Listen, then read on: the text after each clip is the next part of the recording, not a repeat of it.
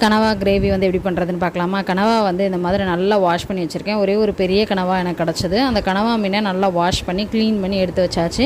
இதை வந்து பீஸாக கட் பண்ணி வந்து எடுத்து வச்சுக்கலாம் அந்த மாதிரி. அப்புறம் ஒரு பாத்திரத்தில் கொஞ்சமாக எண்ணெய் ஊற்றி எண்ணெய் சூடானதுக்கப்புறம் பட்டை கிராம்பு பொடியை வந்து நம்ம போட்டுட்டு 1 டேபிள் ஸ்பூன் அளவுக்கு பச்சை மிளகா 1, ஒரு பெரிய வெங்காயத்தை கட் பண்ணி போட்டிருக்கேன்.